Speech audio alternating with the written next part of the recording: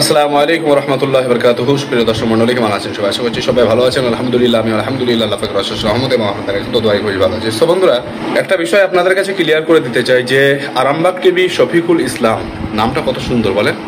আর এই নামটা দেখার পরে অনেকে যখন শাসকের বিরুদ্ধে বিভিন্ন ধরনের কথাবার্তা বা বিভিন্ন ধরনের এলিগেশন নিয়ে এসেছিল, তখন আমাদের মতো কিছু সাধারণ পাবলিকরা, পাবলিক যারা, তারা কিন্তু তার ভিডিওটা ব্যাপক পরিমাণে শেয়ার করেছিল, চ্যানেল সাবস্ক্রাইব করেছিল, পাশে থেকেছিল এবং বিভিন্ন সময়ে দেখেছি বিভিন্ন বিপদের মধ্যে পড়লেও অনেকেই কিন্তু তার পাশে দাঁড়িয়েছিল।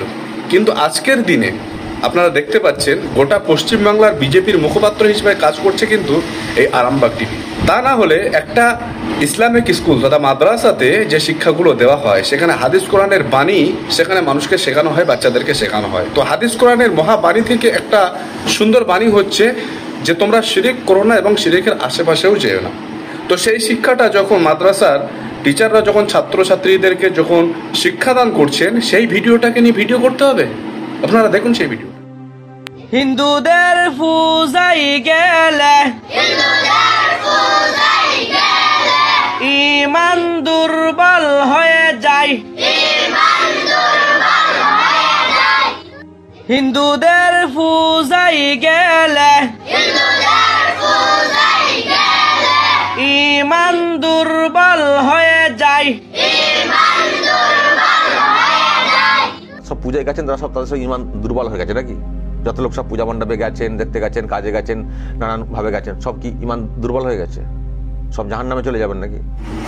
কিন্তু এই বাচ্চাগুলোকে এই শিক্ষাগুলো দান করা হচ্ছে, সেই জন্য এটাকে নিয়ে নিউজ করতে হলো তার। কিন্তু সেখানে আপনারা দেখতে পাবেন যে উত্তরপ্রদেশের মতো জায়গায়, বিজেপি শাসিত রাজ্যে, সেখানে আই লাভ মোহাম্মদ সাল্লাল্লাহু আলাইহি ওয়াসাল্লামের স্টিকার লাগানো হয়েছিল এবং সেই স্টিকারগুলো অনেকের বাড়ির দেওয়ালে বা অনেকে বাড়ির গেটের সামনে, নিজের বাড়ির গেটের সামনে লাগিয়েছিল।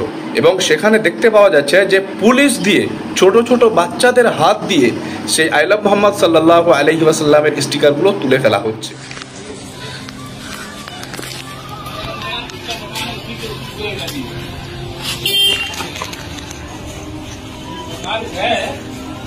पगार में लगा कि वो लगाया नहीं होगा।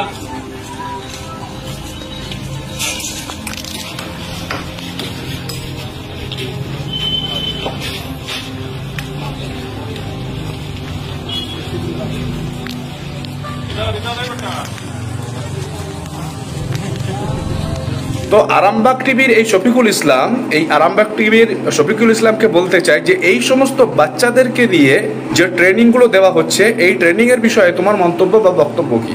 একটা মাদ্রাসার শিক্ষা, সেখানে শিরিক মুক্ত জীবন গড়ার জন্য বাচ্চাদেরকে সেখানে শিক্ষাদানের জন্য তার বাবা মারা সেখানে পাঠায় এবং সেই শিরিক মুক্ত জীবন যাতে গঠন করতে পারে সেই শিক্ষায় দান করেন টিচার বা শিক্ষকেরা। কিন্তু এইখানে পুলিশ দাঁড়িয়ে থেকে কিভাবে আই লাভ মোহাম্মদ সাল্লাল্লাহু আলাইহি ওয়াসাল্লামের স্টিকারগুলো তুলে দিচ্ছে, সেই বিষয়ে তোমার মুখ বন্ধ কেন? আজকে ওই সমস্ত সামাজিক আলেম, ওলামা, মৌলানা, মুহাদ্দিস, মুফতি, মুফাসসির, পীর সাহেব, পীরজাদা, যারা এই আরামবাগ টিভির পাশে দাঁড়িয়েছিলেন, তাদের উদ্দেশ্যে আমি বলতে চাই, যেমন ভাবে তার বিপদের দিনে আপনারা পাশে দাঁড়িয়েছিলেন, তেমন ভাবে আজকের দিনে যেভাবে সমাজের মধ্যে অরাজকতা তৈরি করার জন্য এই ধরনের নিউজগুলো পোস্ট করা হচ্ছে, ইভেন এই যে ভিডিওটা, এই ভিডিওটা আমার মনে হয় বেসিক্যালি এটা বাংলাদেশের কোনো মাদ্রাসার ভিডিও।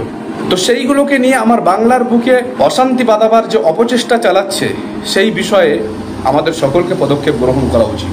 সো ভিডিওটা ভালো লাগলে অবশ্যই লাইক করবেন, শেয়ার করে জানিয়ে দিন সকলকে এবং চ্যানেলে নতুন হলে সাবস্ক্রাইব করে পাশে থাকুন।